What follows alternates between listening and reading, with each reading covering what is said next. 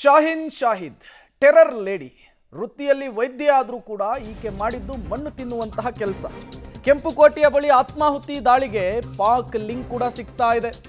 ಪಾಕ್ ಮೂಲದ ಅಫೀರಾ ಬೇವಿ ವಿವಾಹವಾಗಿದ್ದ ಉಮರ್ ಅನ್ನೋದು ಗೊತ್ತಾಗ್ತಾ ಇದೆ.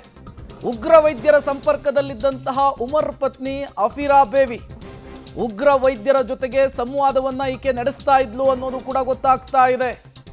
ಸಂಘಟನೆಯೊಂದರ ಜವಾಬ್ದಾರಿಯನ್ನ ಉಮರ್ ಪತ್ನಿ ಹೊತ್ತಿರ್ತಾಳೆ ಅನ್ನುವಂತಹ ಮಾಹಿತಿ ಸಿಗ್ತಾ ಇದೆ. ಸದ್ಯ ಅಫೀರಾ ಸಹೋದರ ಫಾಹಿಮ್ ಅನ್ನ ಬಂಧಿಸಿ ವಿಚಾರಣೆಗೆ ಒಳಪಡಿಸಲಾಗಿದೆ. ಕೆಂಪುಕೋಟೆಯ ಬಳಿ ಆತ್ಮಾಹುತಿ ದಾಳಿಗೆ ಪಾಕ್ನ ಲಿಂಕು ಕೂಡ ಸಿಗ್ತಾ ಇದೆ. ಪಾಕ್ ಮೂಲದ ಅಫೀರಾ ಬೇವಿಯನ್ನ ಉಮರ್ ಮದುವೆ ಆಗಿರ್ತಾನೆ. ಈಕೆಯೇ ಎಲ್ಲರಿಗೂ ಕೂಡ ಗೈಡ್ ಮಾಡ್ತಾ ಇದ್ಲು, ಎಲ್ಲರಿಗೂ ಕೂಡ ಇನ್ಸ್ಟ್ರಕ್ಷನ್ ಕೊಡ್ತಾ ಇದ್ಲು. ಶಾಹಿನ್ ಜೊತೆಗೂ ಕೂಡ ನಿರಂತರವಾಗಿ ಕಾಂಟ್ಯಾಕ್ಟ್ನಲ್ಲಿದ್ಲು ಅನ್ನೋದು ಗೊತ್ತಾಗ್ತಾ ಇದೆ. ಈ ಮೂಲಕ ಅರೆಸ್ಟ್ ಆಗಿರುವಂತಹ ಒಬ್ಬೊಬ್ಬರದ್ದು ಒಂದೊಂದು ಪಾತ್ರ, ಒಂದೊಂದು ಕಥೆ ಈಗ ಬಿಚ್ಚಿಕೊಳ್ತಾ ಇದೆ. ಹೇಗೆ ಇವರು ಪ್ಲಾನನ್ನು ಮಾಡ್ತಾ ಇದ್ರು, ಆ ಪ್ಲಾನನ್ನು ಎಕ್ಸಿಕ್ಯೂಟ್ ಮಾಡ್ಕೊಳ್ಳೋದಕ್ಕೆ ಯಾವ ರೀತಿ ಪ್ರತಿದಿನ ಶ್ರಮ ವಹಿಸ್ತಾ ಇದ್ರು, ಒಂದೊಂದಾಗಿಯೇ ಈಗ ಹೊರಬರ್ತಾ ಇರುವಂಥದ್ದು. ಮತ್ತಷ್ಟು ಡೀಟೇಲ್ಸ್ ಕೊಡ್ತಾರೆ ಶಬೀರ್, ನೇರ ಸಂಪರ್ಕದಲ್ಲಿ ಜಾಯಿನ್ ಆಗಿದ್ದಾರೆ. ಶಬೀರ್, ದೇಶದಲ್ಲಿ ಯಾವುದೇ ಭಯೋತ್ಪಾದಕ ಕೃತ್ಯ ಆದರೂ ಅದರ ಹಿಂದೆ ಪಾಕಿಸ್ತಾನ ಇದ್ದೇ ಇರುತ್ತೆ ಅನ್ನೋದ್ರಲ್ಲಿ ಯಾವುದೇ ರೀತಿಯ ಡೌಟ್ ಇಲ್ಲ. ಬಟ್ ಇದೊಂದು ಗ್ಯಾಸ್ ಸ್ಫೋಟ ಅಂಥೇಳಿ ಪಾಕಿಸ್ತಾನ ತನ್ನನ್ನು ತಾನು ಸಮರ್ಥಿಸಿಕೊಳ್ಳುವಂತಹ ಕೆಲಸ ಮಾಡ್ತಿತ್ತು. ಬಟ್ ಈಗ ಸಿಗ್ತಾ ಇರುವಂತಹ ಹಿಂಟು, ಲಿಂಕು ಪಾಕಿಸ್ತಾನದ ಮುಖವಾಡವನ್ನು ಮತ್ತೊಮ್ಮೆ ಕಳಿಸ್ತಾ ಇದೆಯಾ ಅಂಥೇಳಿ?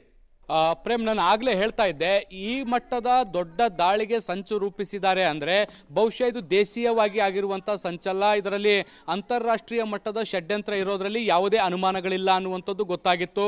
ಮತ್ತು ಈ ಒಂದು ಏನು ಡಾಕ್ಟರ್ಸ್ಗಳಿದ್ದಾರೆ ಇವರಿಗೆ ಟರ್ಕಿ ಲಿಂಕ್ ಕೂಡ ಇತ್ತು ಅನ್ನುವಂಥದ್ದು ಕೂಡ ಸ್ಪಷ್ಟ. ಸೊ ಈಗ ಮತ್ತಷ್ಟು ಮಾಹಿತಿಗಳು ತನಿಖೆಯಲ್ಲಿ ಗೊತ್ತಾಗ್ತಾ ಇರುವಂಥದ್ದು. ಈಗ ಮೃತಪಟ್ಟಿರುವಂತಹ ಡಾಕ್ಟರ್ ಉಮರ್ ಏನಿದ್ದಾನೆ, ಆತನ ಪತ್ನಿ ಏನು ಅಫೀರಾ ಏನಿದ್ದಾಳೆ, ಆಕೆ ಪಾಕಿಸ್ತಾನ ಮೂಲದಾಕೆ ಅನ್ನುವಂಥದ್ದು ಗೊತ್ತಾಗ್ತಾ ಇರುವಂಥದ್ದು.